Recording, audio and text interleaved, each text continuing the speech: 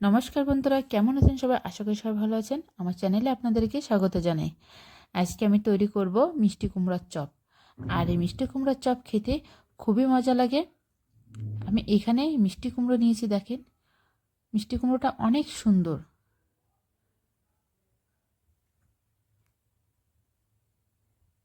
এবার আমি প্রথমে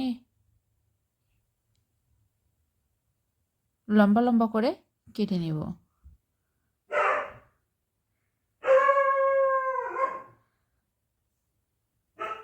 তারপর আমি ভালো করে ধুয়ে একটু জলটা ঝরিয়ে নেব।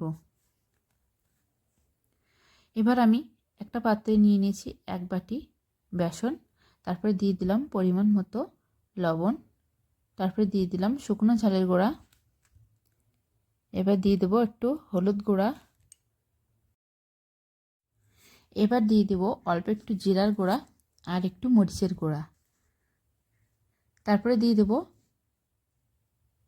1 চিমটি বেকিং সোডা। দিয়ে শুকনো উপকরণগুলো এভাবে মিশিয়ে নেব।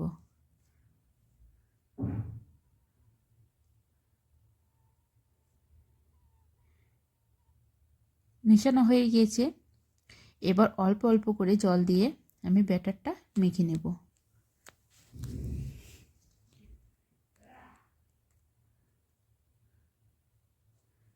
ব্যাটারটা আমার এভাবে মেখে নেওয়া হয়ে গিয়েছে।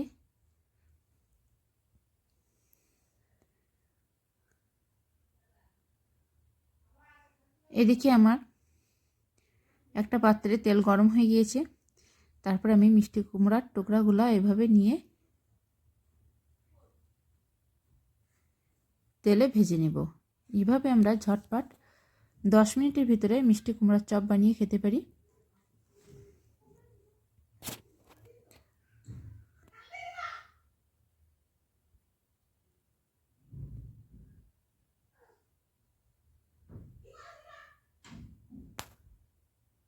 এভাবে উলট পালট করে লাল লাল করে চপগুলো আমি ভেজে নেব।